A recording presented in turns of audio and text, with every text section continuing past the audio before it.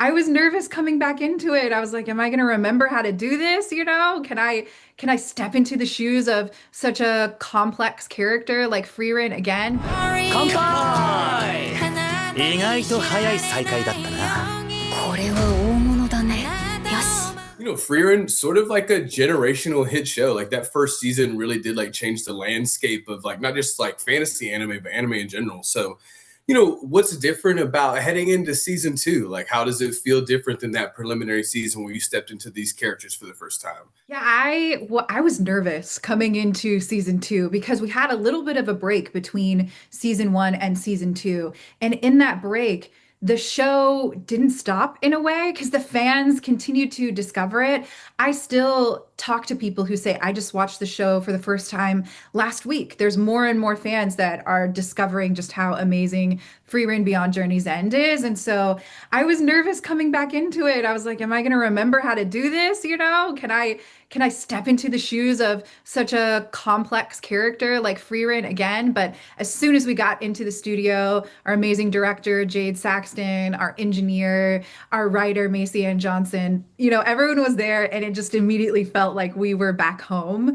And this time with season two, we have a massive fan base coming along with us. Season one, when it premiered, there was obviously hype for people who had read the manga, but I don't even think that anyone really knew how big the show was going to get. And so it's just been amazing now to have all of the characters back and they're back on adventures. It feels like coming home. Yeah, no, I agree with Mallory. Getting a chance to voice, Stark in the English dub for season one, he didn't show up until like episode 6 or something. And I remember going in and I wasn't even told I was voicing Stark. I had no clue. So, I go in and you hear all the rumblings about Frieren, like, oh, hey, this is going to be a popular show. Like, it's going to be great. But seeing just all the love as the show continued on and seeing more and more fans, seeing more, love like at conventions and online, just different things was really, really cool. And I think that for me, at least for season two, there was this sense of not that we didn't give our best for season one, but for season two, we went into it, at least I did, going, hey, this is really beloved by a lot of people. Like, we need to make sure that we're bringing our A game to the English dub and making sure that we're giving it our best. Almost like your Sunday's best, so to speak. I've been, loving the journey. Everyone's been killing it. Mallory, Jill, they've been doing phenomenal job as their characters as well. And I'm excited to see where the journey goes. But yeah, to answer your question, it's a little bit of a hey, I want to make sure I'm bringing my best for season two. Sometimes titles are kind of hyped around the studio for an upcoming season.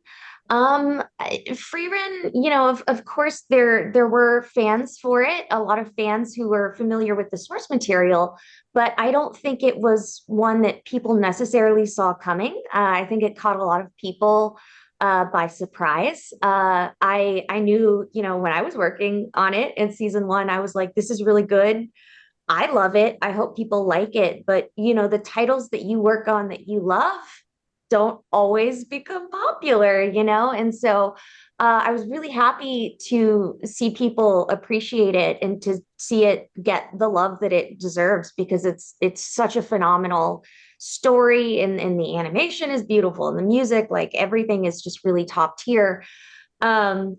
Season two, there's definitely a little bit more pressure. It having exploded like that, but it's also just really validating because people are watching and I get to go to conventions and people will tell me an often thing that I hear is I showed it to my parents, they don't watch anime, or I showed it to my girlfriend, she doesn't watch. And I feel like that is especially such an honor for it to break out of like the anime community and yeah, for everybody to kind of enjoy it. So I think that one thing that makes Frieren feel so great is it's a story after story. Like it shines so much light on each of your characters as opposed to like some great struggle that we're like pushing towards. And one element of that does sometimes manifest as romance. And so, I know a lot of people heading into season 2 were talking about Fern and Stark. And it has not intensified too much, but it's certainly like stoked the flames of romance. Like, like I guess in your eyes, Jordan and Jill, like, what do you think of Stark and Fern as a couple? Like, do you ship them? Like, what is your sort of relationship to their romance? I think that they're great, they're still young, and I think that they're trying to traverse like these feelings that, they maybe have never experienced before. Stark lived with a dwarf for most of his life. Fern lived with Heiter for, a lot of her childhood until Frieren came. So it's like trying to explore these feelings in a awkward teenagery way, which is fantastic because it kind of almost reflects real life. Like you're like, I've never gone on a date before. I don't know what to do. How can I make sure that she likes it? So just trying to figure things out. And I love them as I see them continue to grow. And I'm excited to see if we can see possibly more blossom. I feel like both Stark and Fern are a little stunted in some ways. I can speak.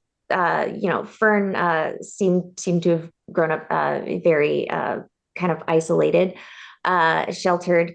And so it's been really interesting watching both of them come into their own, and learn more about themselves, but also learn more about each other and how to relate to each other.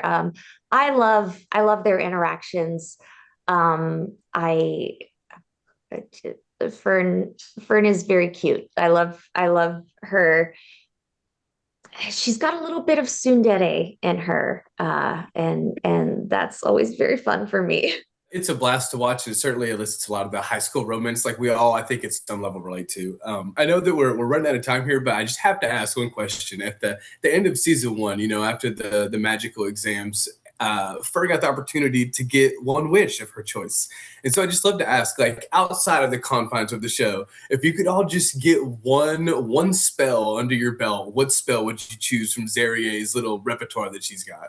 I don't know if Zeria can do this one, but if I could have a spell that could help me wake up in the morning, because I like Frieren and I'm a sleepy girl, I cannot wake up in the morning.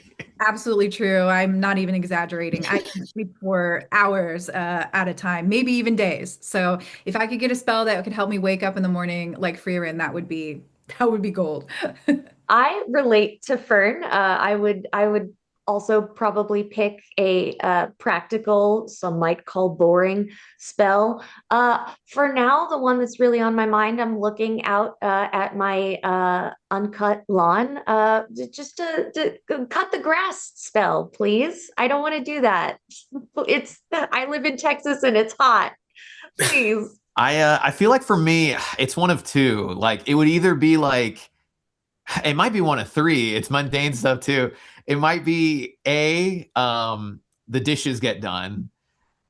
B, the trash is out. But it's probably going to be C, a spell that just cleans the litter box for my cats. And I don't have to do it. So I might go with that one. I talked about buying a new litter box this morning with my partner, so I think I might go for C on that one. Well, anyway, I appreciate y'all so much. I'm looking forward to the rest of season 3. I love Frieren as a fan, so thank you guys for your time. I appreciate it a ton. こんなことは生まれて初めてです。じゃあどうしろって言うんだ。今だって逃げたくてたまらねえ。逃げたくなったらみんなで逃げよう。